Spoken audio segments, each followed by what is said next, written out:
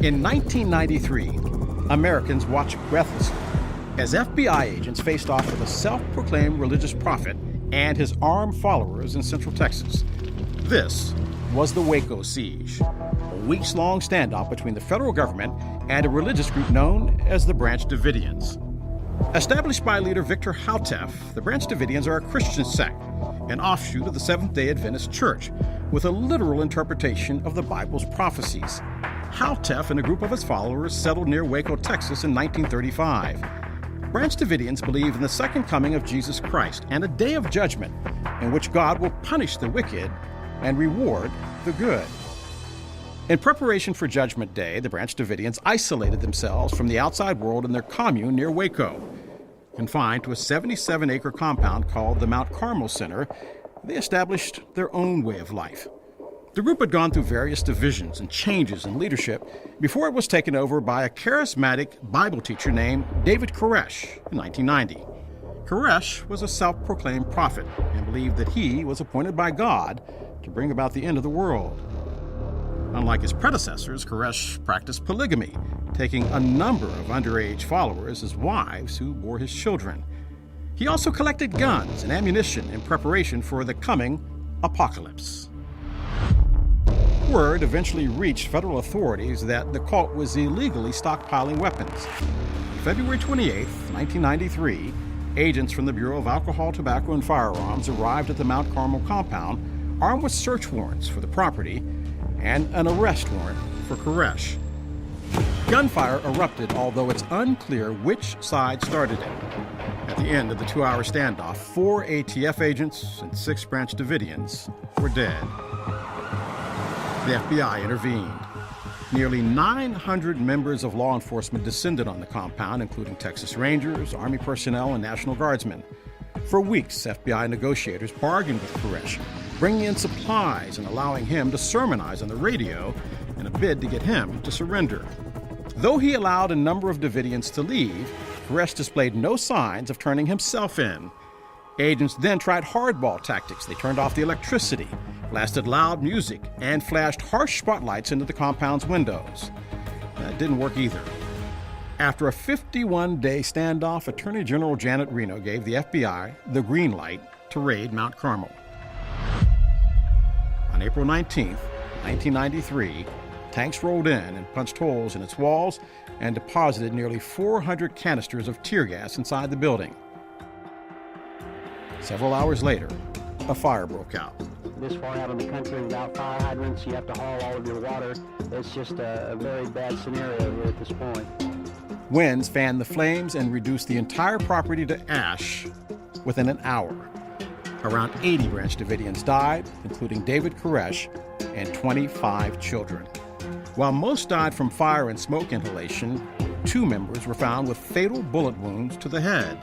4 federal agents were also killed during that siege. Several months later, a federal grand jury indicted 12 of the surviving Branch Davidians for unlawful possession of firearms and aiding the murder of federal officers. Many believe the government's actions were overly aggressive and maybe even illegal. The raid drew sharp public criticism, and controversy swirled over whether or not federal agents started the fire and shot the Branch Davidians. At the center of the storm was Janet Reno, who issued the final order to raid the compound. In 1999, she appointed independent counsel John Danforth to investigate the incident. Danforth concluded that the agents were not responsible and placed the blame squarely on Koresh and his followers for setting the blaze and shooting themselves in order to fulfill their apocalyptic prophecy. The investigation failed to satisfy critics who, to this day, believe in conspiracy theories of a federal cover-up. For some right-wing extremist groups and patriot militias, Waco was further evidence of a government willing to use its power against its own people. One of these extremists was a 24-year-old disgruntled Army veteran named Timothy McVeigh. Radicalized by Waco, McVeigh would retaliate for what he saw as the injustices of the Waco siege by bombing a federal building in Oklahoma City, exactly 2 years to the day of the siege at Mount Carmel.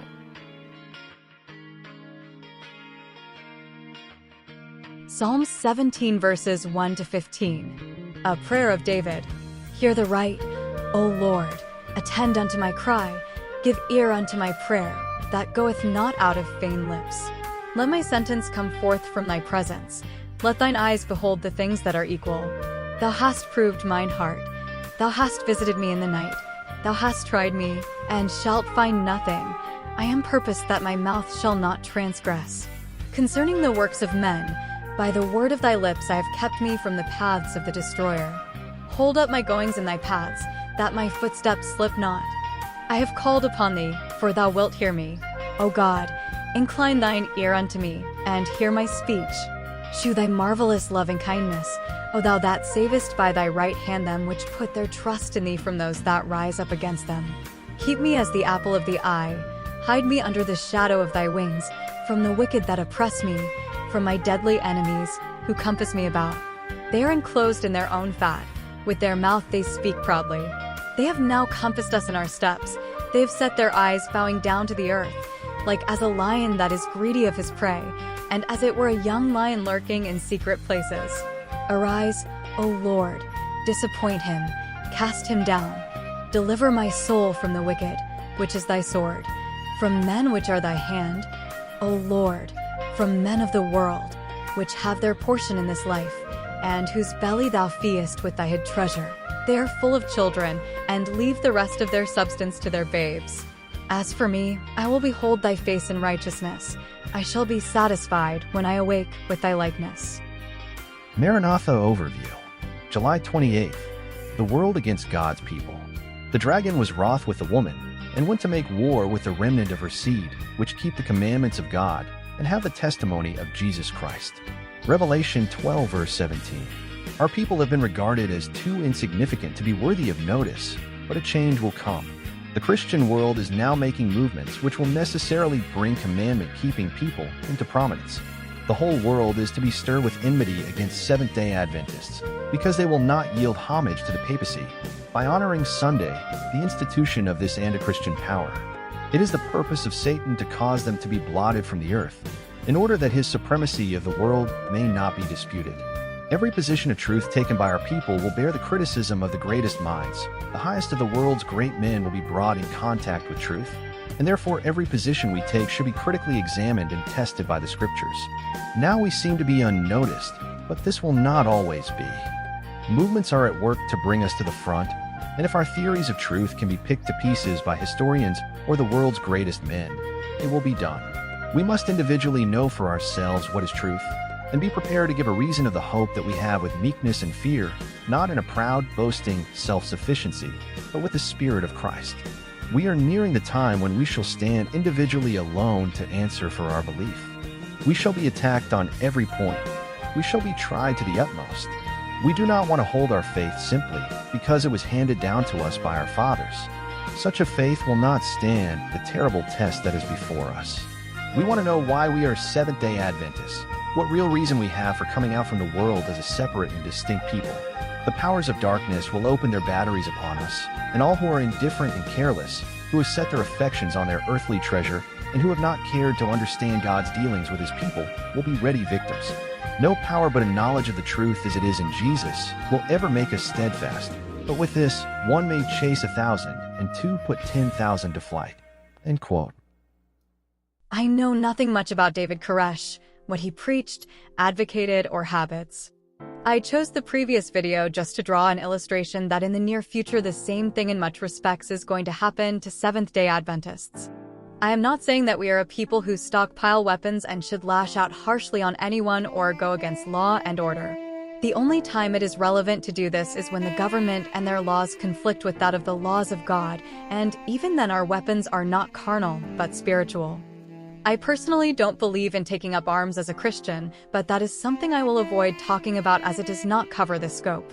There is going to be a mighty clash between Adventism and the Catholics who will be joined with the other Protestants.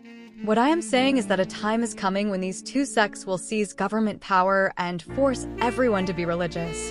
Americans seem to think that America will always be the land of the free. Prophecy teaches otherwise. Natural disasters like tsunamis and mega hurricanes and earthquakes on an unprecedented scale will alarm them, and they will all run to the churches for answers and be willing to give up their freedoms hiding in a religious shell. I have also talked plenty about how Satan will come as Christ to cement America and the world to heed to the Pope's Sunday law agenda. After he leaves and things go wrong, the world will turn even more so upon us and blame Adventists as the cause of the loss of temporal prosperity and divine protection. It is during this time when the Waco siege will be reenacted.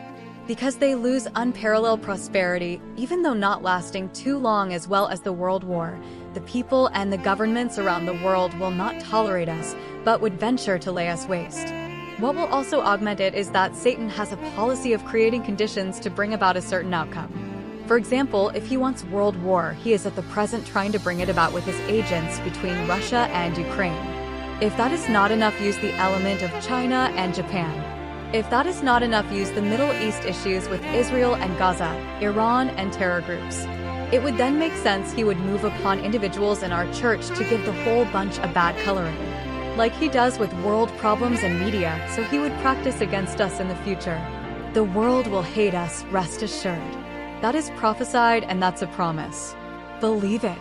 Even in worldly business, if you have a good rival, besmirch their product and find some fault and advertise that about them. What is the moral? Ecclesiastes 12 verses 13 to 14. Let us hear the conclusion of the whole matter. Fear God, and keep his commandments, for this is the whole duty of man. For God shall bring every work into judgment, with every secret thing, whether it be good or whether it be evil. Next are some quotes that are relevant from the prophet Ellen White's Great Controversy. Quote, Great Controversy. The impending conflict. Now that Satan can no longer keep the world under his control by withholding the scriptures, he resorts to other means to accomplish the same object. To destroy faith in the Bible serves his purpose as well as to destroy the Bible itself. By introducing the belief that God's law is not binding, he as effectually leads men to transgress as if they were wholly ignorant of its precepts. And now, as in former ages, he has worked through the church to further his designs. The religious organizations of the day have refused to listen to unpopular truths plainly brought to view in the scriptures, and in combating them they have adopted interpretations and taken positions which have sown broadcast the seeds of skepticism. Clinging to the papal error of natural immortality and man's consciousness in death, they have rejected the only defense against the delusions of spiritualism. The doctrine of eternal torment has led many to disbelieve the Bible, and as the claims of the fourth commandment are urged upon the people, it is found that the observance of the seventh-day Sabbath is enjoined, and as the only way to free themselves from a duty which they are unwilling to perform, many popular teachers declare that the law of God is no longer binding. Thus they cast away the law and the Sabbath together. As the work of Sabbath reform extends, this rejection of the divine law to avoid the claims of the fourth commandment will become well-nigh universal. The teachings of religious leaders have opened the door to infidelity, to spiritualism, and to contempt for God's holy law. And upon these leaders rests a fearful responsibility for the iniquity that exists in the Christian world.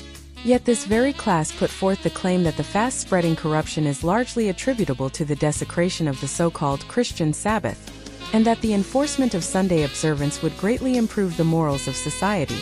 This claim is especially urged in America, where the doctrine of the true Sabbath has been most widely preached. Here the temperance work, one of the most prominent and important of moral reforms, is often combined with the Sunday movement, and the advocates of the latter represent themselves as laboring to promote the highest interest of society, and those who refuse to unite with them are denounced as the enemies of temperance and reform. But the fact that a movement to establish error is connected with a work which is in itself good, is not an argument in favor of the error. We may disguise poison by mingling it with wholesome food, but we do not change its nature. On the contrary, it is rendered more dangerous, as it is more likely to be taken unawares. It is one of Satan's devices to combine with falsehood just enough truth to give it plausibility. The leaders of the Sunday movement may advocate reforms which the people need, principles which are in harmony with the Bible, yet while there is with these a requirement which is contrary to God's law, his servants cannot unite with them. Nothing can justify them in setting aside the commandments of God for the precepts of men. Through the two great errors, the immortality of the soul and Sunday sacredness, Satan will bring the people under his deceptions.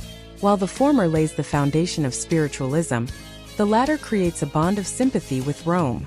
The Protestants of the United States will be foremost in stretching their hands across the gulf to grasp the hand of spiritualism.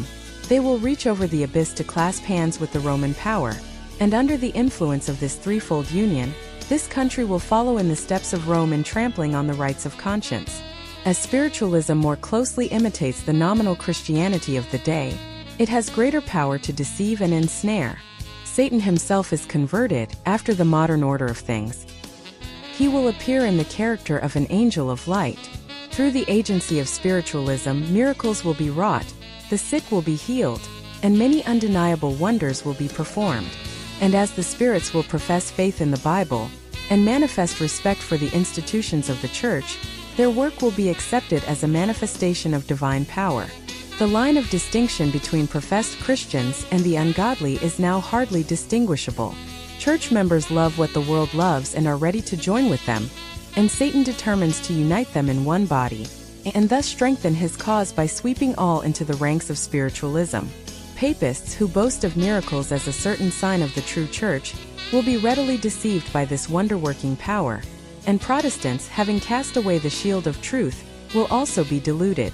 Papists, Protestants, and worldlings will alike accept the form of godliness without the power, and they will see in this union a grand movement for the conversion of the world and the ushering in of the long-expected millennium. Through spiritualism, Satan appears as a benefactor of the race, healing the diseases of the people, and professing to present a new and more exalted system of religious faith, but at the same time he works as a destroyer. His temptations are leading multitudes to ruin. Intemperance dethrones reason. Sensual indulgence, strife, and bloodshed follow. Satan delights in war, for it excites the worst passions of the soul, and then sweeps into eternity its victims steeped in vice and blood. It is his object to incite the nations to war against one another, for he can thus divert the minds of the people from the work of preparation to stand in the day of God. Satan works through the elements also to garner his harvest of unprepared souls. He has studied the secrets of the laboratories of nature, and he uses all his power to control the elements as far as God allows. When he was suffered to afflict Job, how quickly flocks and herds, servants, houses, children were swept away, one trouble succeeding another as in a moment. It is God that shields his creatures and hedges them in from the power of the destroyer. But the Christian world have shown contempt for the law of Jehovah, and the Lord will do just what he has declared that he would. He will withdraw his blessings from the earth and remove his protecting care from those who are rebelling against his law and teaching and forcing others to do the same. Satan has control of all whom God does not especially guard.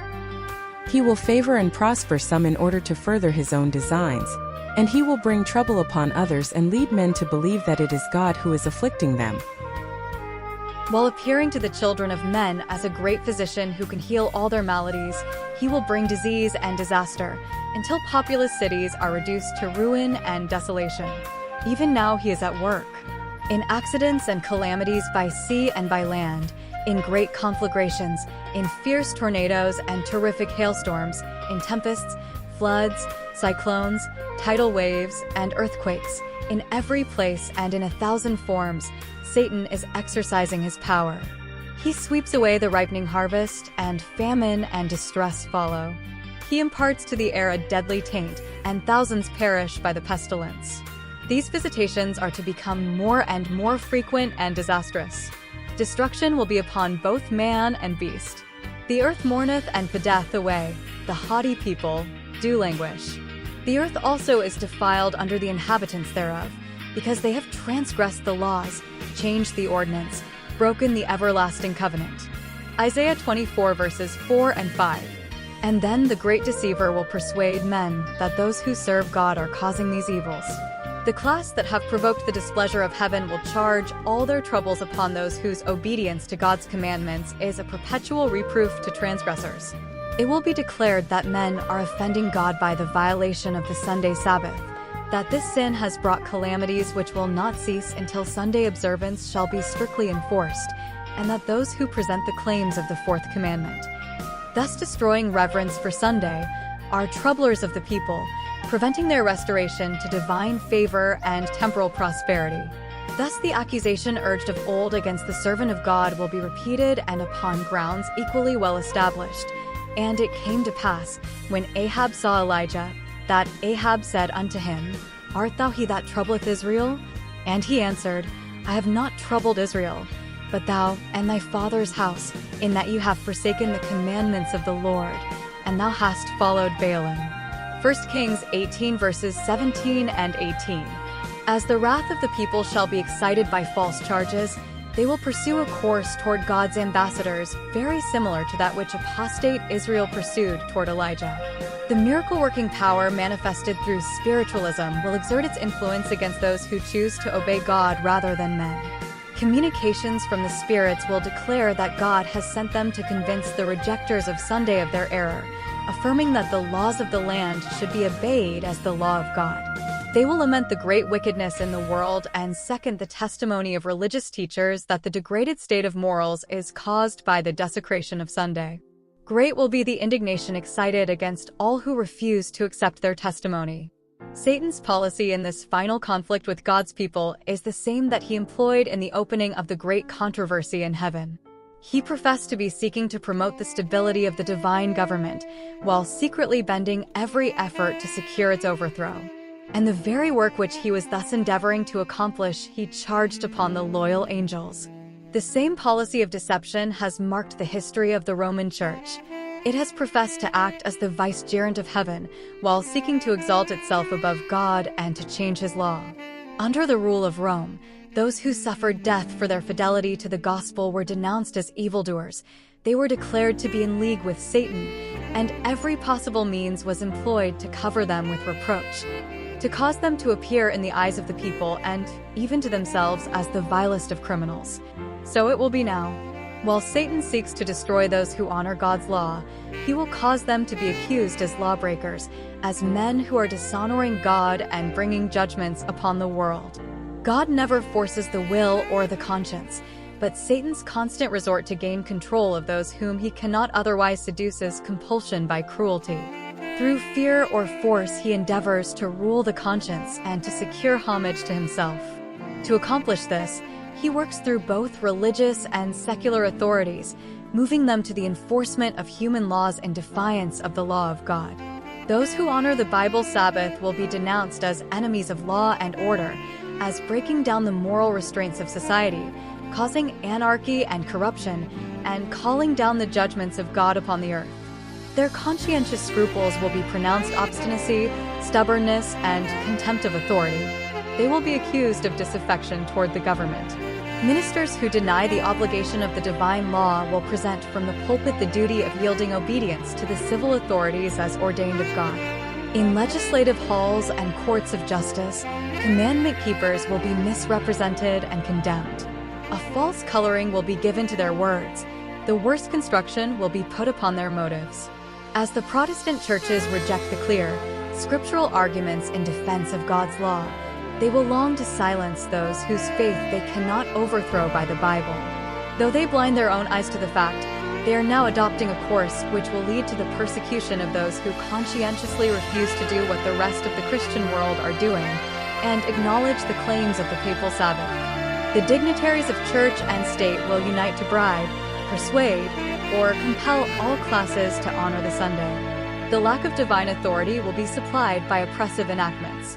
Political corruption is destroying love of justice and regard for truth, and even in free America, rulers and legislators, in order to secure public favor, will yield to the popular demand for a law enforcing Sunday observance. Liberty of conscience, which has cost so great a sacrifice, will no longer be respected. In the soon coming conflict, we shall see exemplified the prophet's words, "The dragon was wroth with the woman, and went to make war with the remnant of her seed, which keep the commandments of God, and have the testimony of Jesus Christ." Revelation 12 verse 17. End quote.